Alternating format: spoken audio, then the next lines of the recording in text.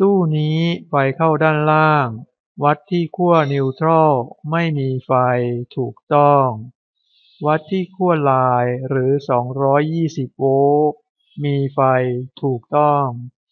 ออนเมนเบรกเกอร์ขึ้นขั้ว L หรือขั้ว220โวลต์มีไฟ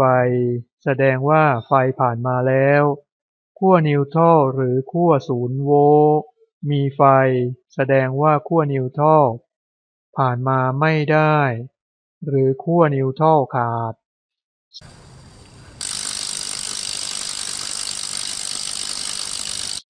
ไฟดับทั้งบ้านผ่านไป10นาทีไฟยังไม่มาโทร1130การไฟฟ้านครหลวงหรือโทร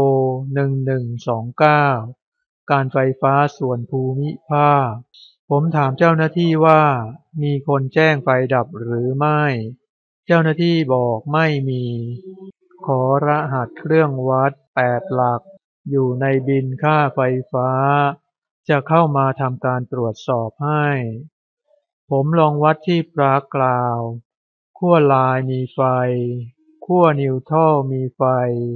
กราวไม่มีไฟอาการนี้เรียกว่าไฟมา2เส้นหมายถึงสายนิวทรัลต้นทางขาดครับวัดไฟในตู้คอน sumer ที่สายเมนการไฟฟ้าตู้นี้ไฟเข้าด้านล่างวัดที่ขั้วนิวทรัลไม่มีไฟถูกต้องวัดที่ขั้วไลน์หรือ220โวลต์มีไฟถูกต้องออนเมนเบรกเกอร์ขึ้นขั้ว L หรือขั้ว220โวลต์มีไฟแสดงว่าไฟผ่านมาแล้วขั้วนิวทรัลหรือขั้ว0โวลต์มีไฟแสดงว่าขั้วนิวทรัลผ่านมาไม่ได้หรือขั้วนิวทรัลขาดแสดงว่าเสียที่เมนเบรกเกอร์ครับการทำให้ถอดสายไฟที่มิเตอร์การไฟฟ้าออกก่อนเพื่อตัดไฟออกทั้ง2เส้นแต่เวลาใส่กลับเข้าไปจะต้องใส่ให้ถูกขั้วเหมือนเดิมเพราะว่าถ้ากลับขั้วจะอันตรายถึงชีวิตให้ไปดูคลิปไฟฟ้าตอนที่142ครับหรือจะทำขณะมีไฟก็ได้ครับแต่ในคลิปนี้จะทำขณะมีไฟเพื่อความปลอดภัยให้ใส่รองเท้าและถุงมือครับถอดสายลายที่มาจากมิเตอร์การไฟฟ้าหรือสายที่มีไฟ220โวลต์ออกก่อนจากนั้นวัดว่าใช่เส้นที่มีไฟจริงหรือไม่เพราะจะมีไฟมาที่จุดนี้จุดเดียวเท่านั้นต้องระวังเพราะโครงตู้คอน sumer คือสายนิวทรัลครับอย่าให้สายลายหรือมือไปพาดโดนโครงตู้เพราะจะเกิดอันตราย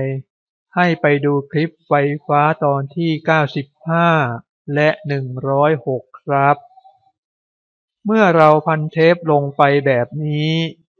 ก็จะทำการเปลี่ยนได้อย่างปลอดภัยแล้วครับลองวัดไฟในส่วนอื่นดูอีกครั้งเพื่อความมั่นใจครับจากนั้นคลายน็อตที่เมนเบรกเกอร์และบัดบาร์ไลน์ออกบัดบาร์ไลน์จะเป็นสะพานไฟไปที่เบรกเกอร์ลูกย่อยทุกตัวครับจากนั้นก็เขี่ยสลักเมนเบรกเกอร์ลงมาก็เอาออกได้แล้วครับเบรกเกอร์แบบรางดินจะมี2รุ่นแบบสลักเขี่ยออกและแบบสปริงโกดรุ่นนี้เป็นแบบสปริงเวลาใส่ต้องเกี่ยวแล้วกดเวลาถอดต้องดันขึ้นแล้วดึงออกไขน็อตให้รูกว้างทั้งหมดก่อนจากนั้นก็เกี่ยวจากด้านบนแล้วก็กดด้านล่างครับจากนั้นก็ใส่บัดบาร์ไลน์เข้าไปก่อนครับ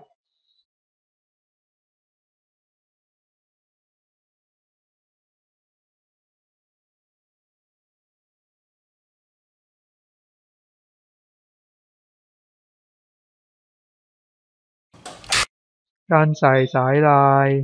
ต้องระวังอย่าโดนโครงตู้ เพราะโครงตู้คือสายนิวโตร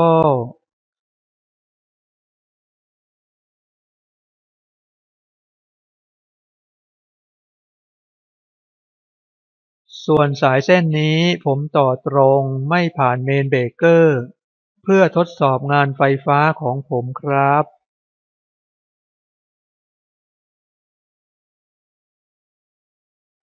จากนั้นทำการตรวจน็อตทั้งหมดให้แน่นจากนั้นออนเมนเบรกเกอร์ออนเบรกเกอร์ลูกย่อยไฟติดแล้วครับขอบพระคุณที่รับชมครับ